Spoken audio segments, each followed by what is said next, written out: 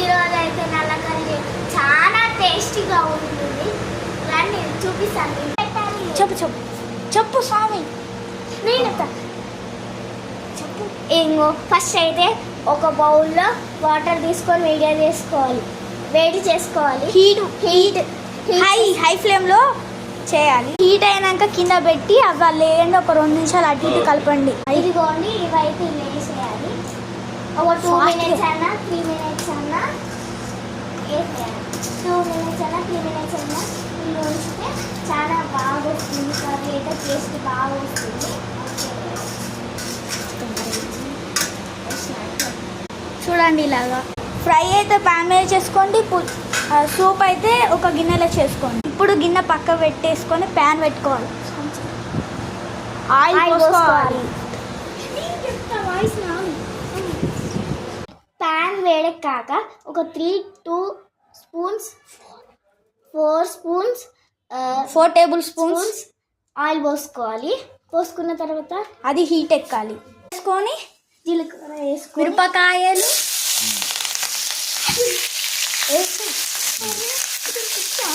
మండుతాయి.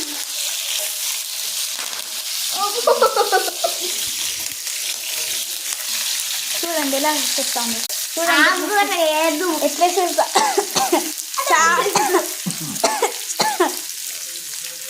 ఒక 2 ఆనియన్స్ తీసుకోవాలి. ఒక 5 or 6 మిరపకాయలు వేసుకోవాలి. కలపాలి. అట్లా స్మెల్ రాదు, బాగుంటుంది. అప్పుడైతే కర్రీ అయితే మీరు చాలా ఇష్టపడి తింటారు. డీప్ ఫ్రై అయినాక చిటికెడు పసుపు వేయాలి. తర్వాత బాగా కలుపుకోవాలి. కలుపుకున్నాక ఇప్పుడు మనం పక్క పెట్టుకున్న వేసేసుకోవాలి. స్పూన్తో వేసుకోవాలి. దేంతోనైనా వేసుకున్నా ఏం కాదు. చూడండి ఇలా వేసుకొని కలుపుకోవాలి. వేసుకున్నాక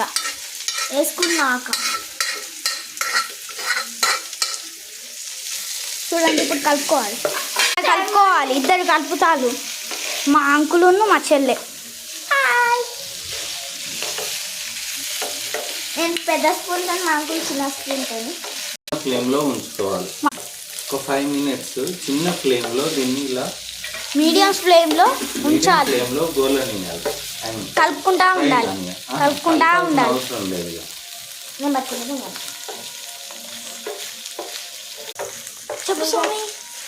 చెప్పు. దీని మీద ఒక ప్యాన్, మీకు నచ్చిన ప్యాన్